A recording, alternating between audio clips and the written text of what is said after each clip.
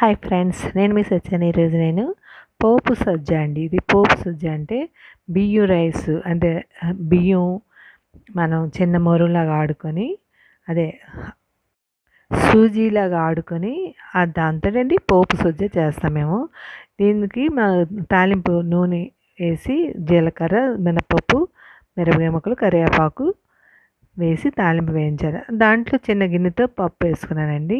ఒక గ్లాసుడు నూకకి పావు పెసరపప్పు వేసుకోవాలండి. పోపు సజ్జకి పెసరపప్పు వాడతాను నేను.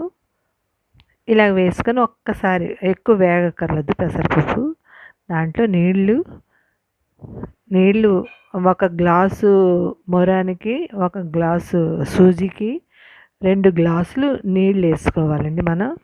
నేను కొద్దిగా ఎక్కువ వేసుకున్నాను నీళ్ళు, 2 సగానికి తక్కువ 2 సగం వేసుకున్నాను ఒక గ్లాసు నూకకి.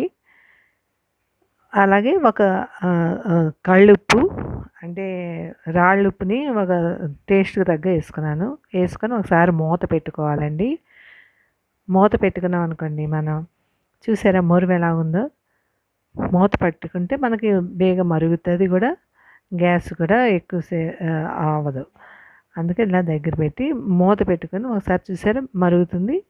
ఇది ఏం చేయాలంటే ఇప్పుడు మనం అలా మరుగుతున్న దాంట్లో వేసి ఇవ్వాలండి. వేసి ఒకసారి అలా కలుపుతూ ఉండాలి.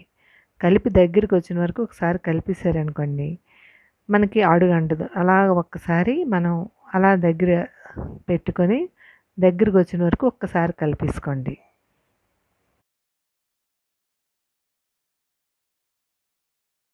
చూసారా ఇలా దగ్గర పడుతుంది కదా, ఇంకా కొద్దిగా దగ్గరికి వచ్చేలాగా. ఇప్పుడు ఇది దగ్గరికి వచ్చి ఇలాగ వచ్చాక మనం ఒకసారి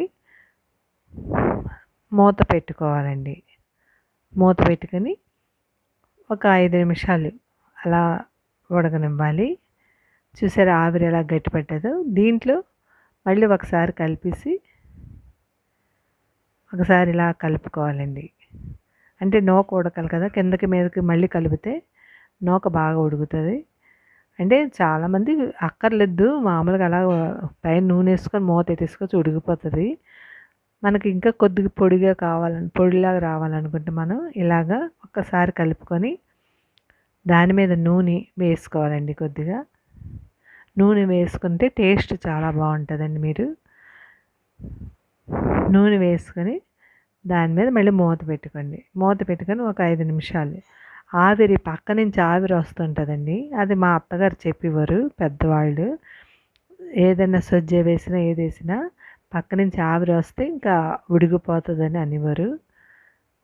చూసారా ఆవిరి ఎలాగ వస్తుందో. సైడ్ నుంచి అంటే ప్లేట్ సైడ్ నుంచి వస్తుంటుంది ఆవిరి. అంతేనండి, అయిపోయింది, ఉడికిపోయింది, ఇంకా ఆపేసాము అంతే. మీరు ట్రై చేయండి. Thank you. సబ్స్క్రైబ్ చేయండి, లైక్ కొట్టండి, కామెంట్ పెట్టండి. బాయ్. చూసారా ఎంతో టేస్ట్ అయినా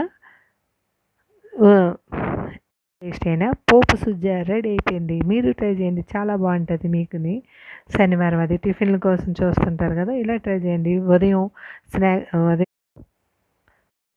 బ్రేక్ఫాస్ట్కి తినొచ్చండి, చాలా బాగుంటుంది. మీరు ట్రై చేయండి. ట్రై చేసి ఎలా ఉందో చెప్పండి, కామెంట్ సెక్షన్లో చెప్పండి. Thank you. బాయ్. సబ్స్క్రైబ్